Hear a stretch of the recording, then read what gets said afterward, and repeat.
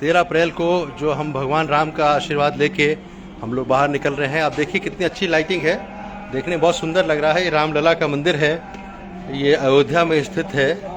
400 साल के वेट करने के बाद, यानी प्रतीक्षा के बाद भगवान राम को फिर से अपना जगह मिली, जिसमें कि उन्होंने फिर से हम लोग ने मंदिर बना के प्राण प्रतिष्ठा की है।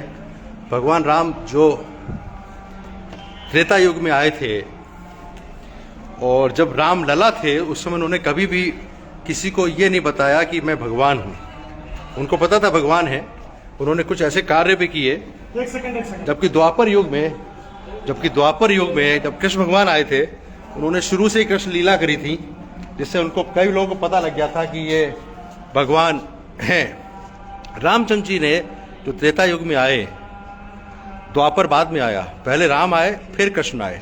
तो त्रेता युग में जब रामराज था, अयोध्या में उनका जन्म हुआ, तो शायद उनके पिता दशरथ को भी नहीं पता था कि हमारे घर में भगवान ने जन्म लिया है।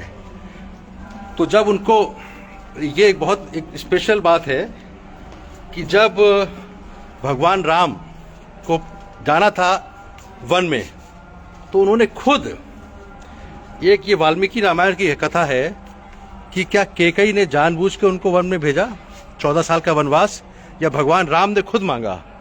तो एक प्रथा ये भी है कि भगवान राम ने कहा कि मैं केवल अयोध्या के लिए नहीं पैदा हुआ हूँ, इसलिए मुझे कोई तरीका निकालना पड़ेगा जिससे कि मैं पूरे देश में भ्रमण करूं, पूरे विश्व में भ्रमण करूं।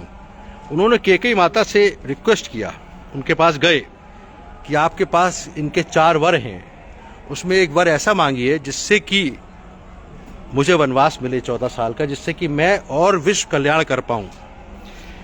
कैकेयी माता रोने लगी। उन्होंने कहा कि अगर, राम ने कहा कि इससे आपको अपयश मिलेगा, कैकेयी नाम से कोई भी आदमी कोई अपनी पुत्री को नाम नहीं देगा, लेकिन मेरे पास कोई और उपाय नहीं है। मैं खुद भगवान दशरथ जी से नहीं कह सकता, पिताजी से नहीं कह सकता मुझे वनवास दें, तो अपने वर को इस्तेमाल करिए। तो कैकेयी रोई और बहुत सोचा, और उन्होंने ये वर रामचंद्र जी के लिए, विश्व शांति के लिए, राक्षसों को खत्म करने के लिए ये वर मांगा।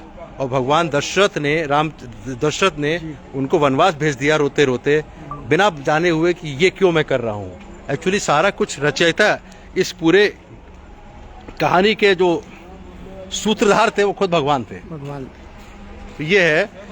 तो कैकेयी को हम लोग बहुत बुरा मानते हैं, लेकिन कैकेयी ना होती तो ये जो विश्व शांति की, रावण को खत्म किया, वो सब नहीं हो पाता।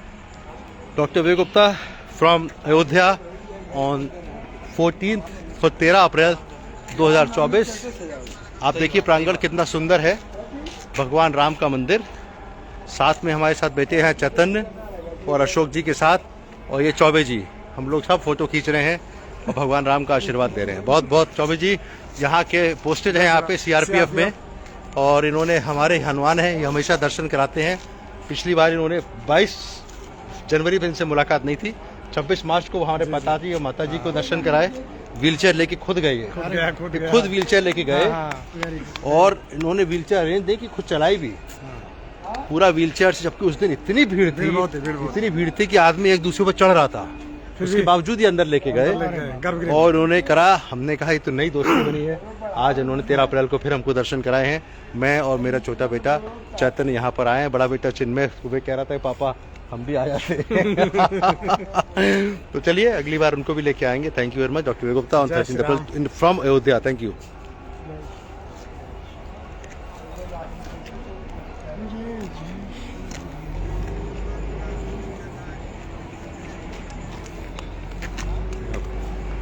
नीचे आ रहा है।